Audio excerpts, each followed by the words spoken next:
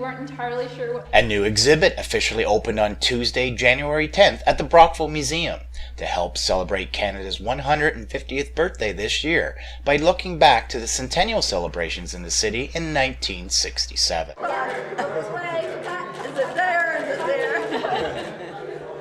Thank you. The special year-long exhibit, How Brockville Celebrated the Centennial, showcases the Brockville celebrations from 50 years ago during Canada's 100th anniversary. You know, this is as much part of Brockville's history as 100 years ago or 150 years ago.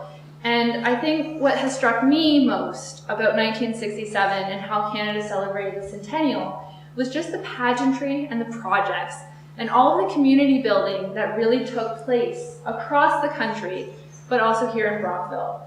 And I think that's what we're celebrating as we look back on Canada 150 this year.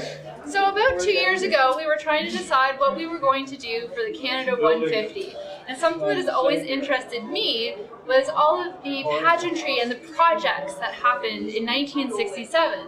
And it's also part of this idea that history doesn't have to have happened 100 years ago. It happened 50 years ago. So when we were looking at all these different ideas, we thought, hey, why not for Canada 150, we'll look at how Canada celebrated the 100th back in 1967. On hand for the opening and ribbon cutting were local dignitaries, museum staff, and former city councillor and Miss Brockville Centennial 1967, Linda Eyre, who provided some of the items on display in the new exhibit.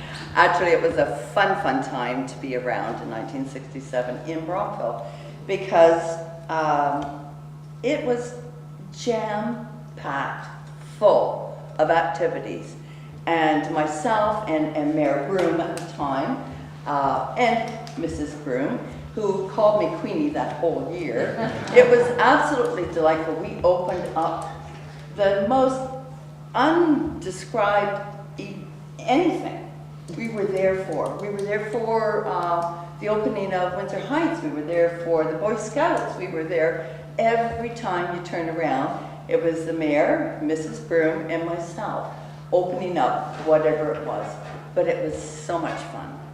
The exhibit takes a look at how Brockville and its people celebrated Canada's 100th birthday and also looks at some of the other significant events that occurred in Brockville during that year. There's also a memory wall for people to post their own reminiscence about the year, film footage of local events, and lots of photos and artifacts from that year.